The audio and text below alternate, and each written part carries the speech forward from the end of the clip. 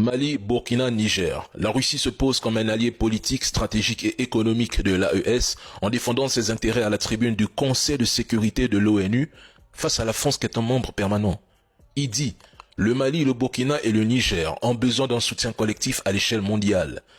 La Russie, par la voix de Dimitri, demande un soutien collectif pour le Mali, le Burkina Faso et le Niger, non pas nécessairement de la part des puissances occidentales, étant donné qu'elle est en conflit contre l'Occident en Ukraine, quand même.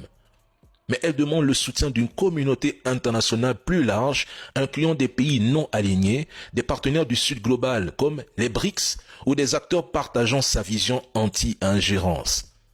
La Russie cherche à rallier un soutien qui respecte la souveraineté des pays de l'AES tout en critiquant les interventions des puissances occidentales qu'elle juge contre-productives.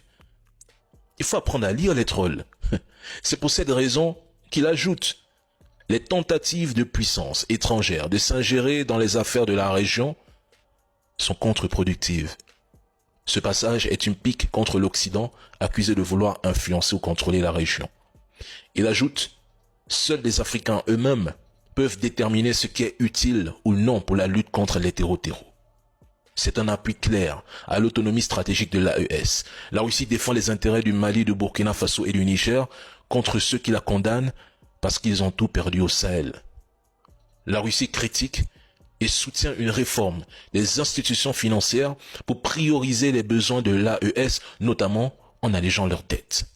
Les trolls, toujours incapables de comprendre un texte, critiquent sans saisir le moindre sens. Force à l'AES.